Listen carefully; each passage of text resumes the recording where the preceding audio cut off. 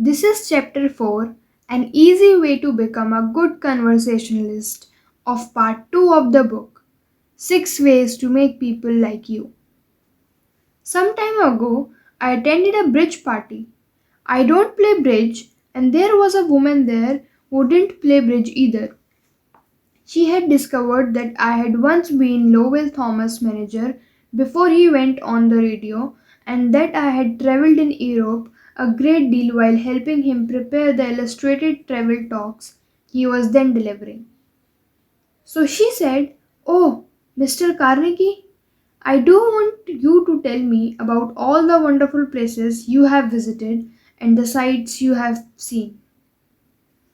As we sat down on the sofa, she remarked that she and her husband has recently returned from a trip to Africa. Africa? I exclaimed. How interesting!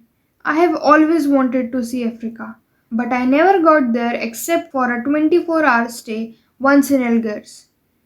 Tell me, did you visit the big game country? Yes? How fortunate. I envy you. Do tell me about Africa. That kept her talking for 45 minutes. She never again asked me where I had been or what I had seen. She didn't want to hear me talk about my travels. All she wanted was an interested listener so she could expend her ego and tell about where she had been. Was she unusual? No.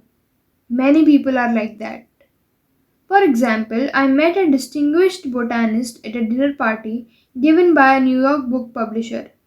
I had never talked with a botanist before, and I found him fascinating.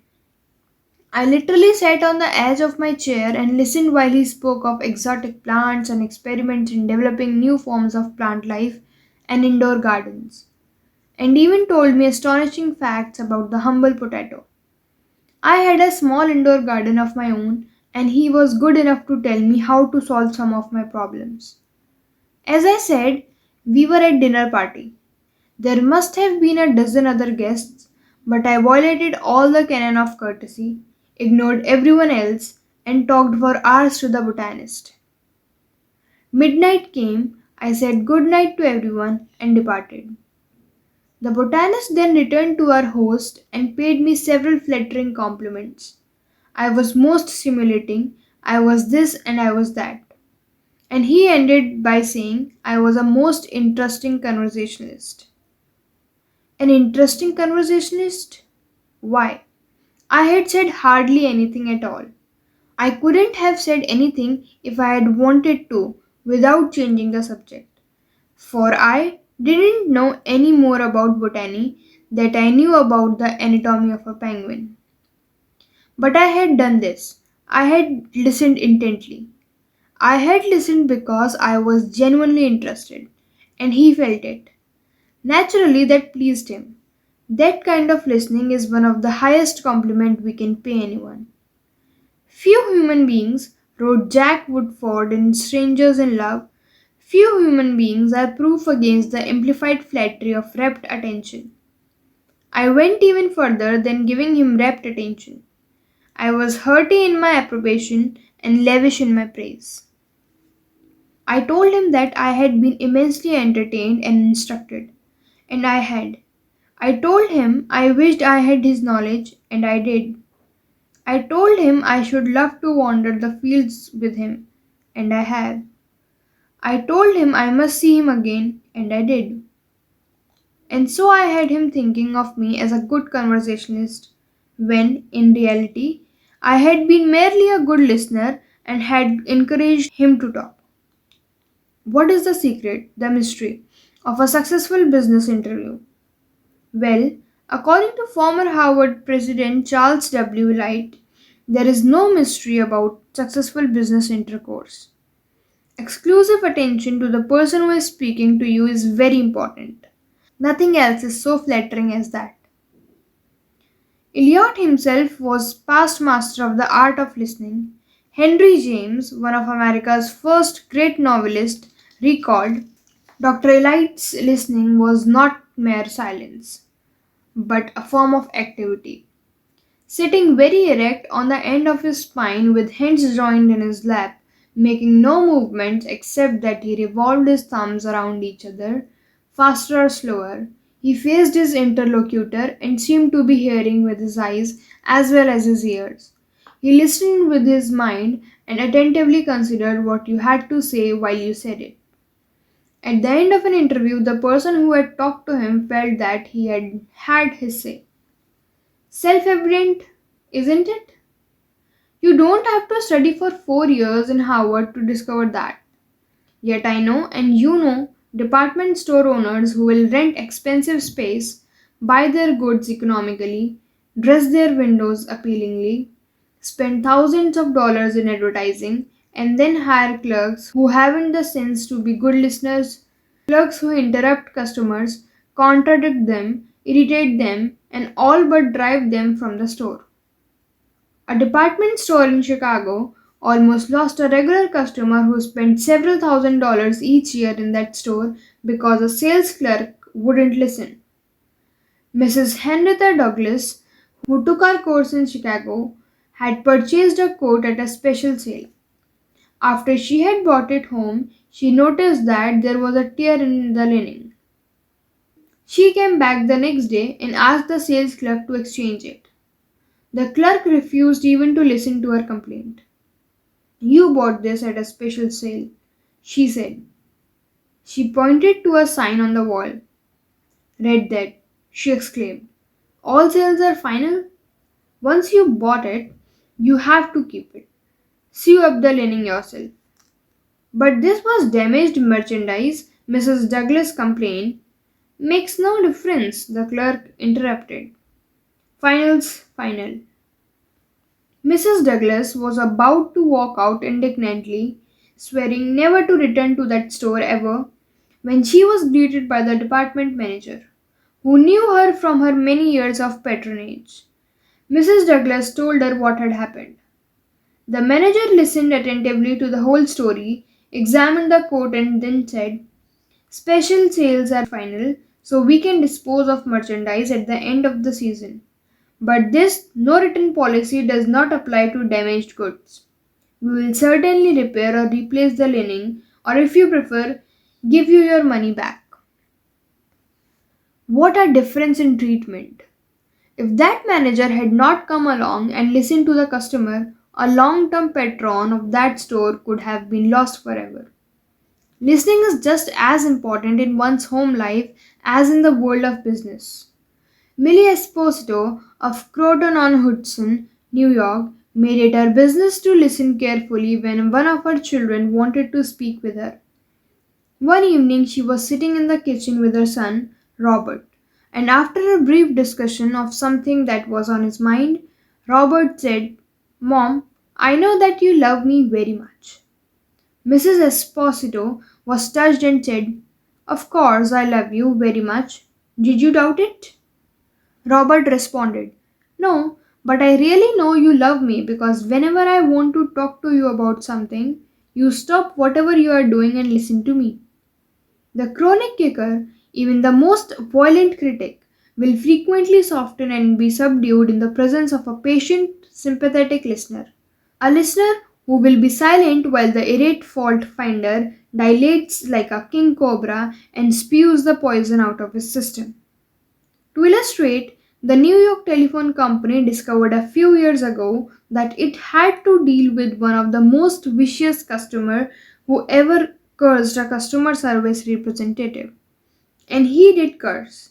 He raved. He threatened to tear the phone out by its roots. He refused to pay certain charges that he declared were false.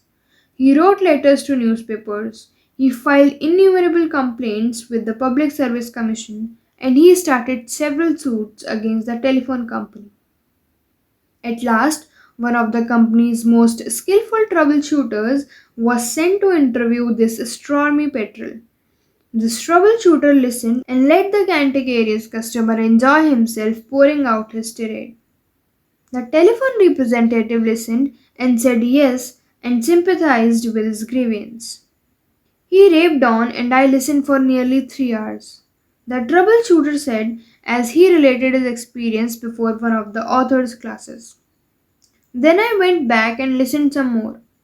I interviewed him 4 times, and before the fourth visit was over, I had become a charter member of an organization he was starting. He called it the Telephone Subscriber Protective Association. I am still a member of this organization, and so far as I know, I am the only member in the world today besides Mr. I listened and sympathized with him on every point that he made during these interviews. He had never had a telephone representative talk with him that way before, and he became almost friendly. The point on which I went to see him was not even mentioned on the first visit, nor was I mentioned on the second or third. But upon the fourth interview, I closed the case completely. He paid all his bills in full, and for the first time in the history of his difficulties with the telephone company, he voluntarily withdrew his complaints from the Public Service Commission. Doubtless, Mr. had considered himself a holy crusader, defending the public rights against callous exploitation. But in reality, what he had really wanted was a feeling of importance. He got this feeling of importance at the first by kicking and complaining. But as soon as he got his feeling of importance from a representative of the company, his imagined grievances vanished into thin air. One morning, years ago, an angry customer stormed into the office of Julian F. Detmer, the founder of Detmer Woolen Company, which later became the world's largest distributor of woolens to the tailoring trade. This man owed us a small sum of money, Mr. Detmer explained to me. The customer denied it, but we knew he was wrong. So our credit department had insisted that he pay. After getting a number of letters from our credit department, he pegged his grip, made a trip to Chicago, and hurried into my office to inform me not only that he was not going to pay that bill, but that he was never going to buy another dollar's worth of goods from the Detmer Woolen Company. I listened patiently to all he had to say. I was tempted to interrupt, but I realized that would be a bad policy. So I let him talk himself out. When he finally simmered down and got in a receptive mood, I said quietly, I want to thank you for coming to Chicago to tell me about this. You have done me a great favor, for if our credit department has annoyed you, it may annoy other good customers. And that would be just too bad. Believe me, I am far more eager to hear this than you are to tell it. That was the last thing in the world he expected me to say. I think he was a trifle disappointed because he had to come to Chicago to tell me a thing or two. But here I was thanking him instead of scrapping with him. I assured him we would wipe the charge off the books and forget it, because he was very careful man with only one account to look after, while our clerks had to look after thousands. Therefore, he was less likely to be wrong than we were. I told him that I understood exactly how he felt and that, if I were in his shoes, I should undoubtedly feel precisely as he did. Since he wasn't going to buy from us anymore, I recommended some other woolen houses. In the past, we had usually lunched together when he came to Chicago, so I invited him to have lunch with me this day. He accepted reluctantly, but when we came back to the office, he placed a larger order than ever before. He returned home in a softened mood and, wanting to be just as fair with us as we had been with him, looked over his bills, found one that had been mislaid, and sent us a check with his apologies. Later, when his wife presented him with a baby boy, he gave his son the middle name of Detmer, and he remained a friend and customer of the house until his death 22 years afterwards. Years ago, a poor Dutch immigrant boy washed the windows of a bakery shop after school to help support his family. His people were so poor that in addition he used to go out in the street with a basket every day and collect stray bits of coal that had fallen in the gutter where the coal wagons had delivered fuel. That boy, Edward Boke, never got more than 6 years of schooling in his life. Yet eventually, he made himself one of the most successful magazine editors in the history of American journalism. How did he do it? That's a long story. But how he got his start can be told briefly. He got his start by using the principle advocated in this chapter. He left school when he was 13 and became an office boy for the Western Union. But he didn't, for one moment, give up the idea of an education. Instead, he started to educate himself. He saved his car fares and went without lunch until he had enough money to buy an encyclopedia of American biography. And then he did an unheard of thing. He read the lives of famous people and wrote them asking for additional information about their childhoods. He was a good listener. He asked famous people to tell him more about themselves. He wrote General James A. Garfield, who was then running for president, and asked if it was true that he was once a cowboy on a canal, and Garfield replied. He wrote General Grant asking about a certain battle, and Grant drew a map for him and invited this 14-year-old boy to dinner and spent the evening talking to him. Soon our Western Union messenger boy was corresponding with many of the most famous people in the nation. Ralph Waldo Emerson, Oliver Wendell Holmes, Longfellow, Mrs. Abraham Lincoln, Louisa May Alcott, General Sherman, and Jefferson Davis. Not only did he correspond with these distinguished people, but as soon as he got a vacation, he visited many of them as a welcome guest in their homes. This experience imbued him with a confidence that was invaluable. These men and women fired him with a vision and ambition that shaped his life. And all this, let me repeat, was made possible solely by the application of the principles we are discussing here. Isaac F. Marcosson, a journalist who interviewed hundreds of celebrities, declared that many people fail to make a favorable impression because they don't listen attentively. They have been so much concerned with what they are going to say next that they do not keep their ears open. Very important, people have told me that they prefer good listeners to good talkers. But the ability to listen seems rarer than almost any other good trait. And not only important personages crave a good listener, but ordinary folk do too. As the Reader's Digest once said, many persons call a doctor when all they want is an audience. During the darkest hours of the Civil War, Lincoln wrote to an old friend in Springfield, Illinois, asking him to come to Washington. Lincoln said he had some problem he wanted to discuss with him. The old neighbor called at the White House, and Lincoln talked to him for hours about the advisability of issuing a proclamation freeing the slaves. Lincoln went over all the arguments for and against such a move, and then read letters and newspapers articles, some denouncing him for not freeing the slaves and other denouncing him for fear he was going to free them.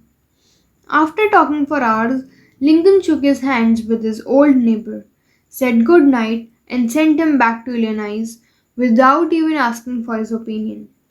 Lincoln had done all the talking himself that seemed to clarify his mind.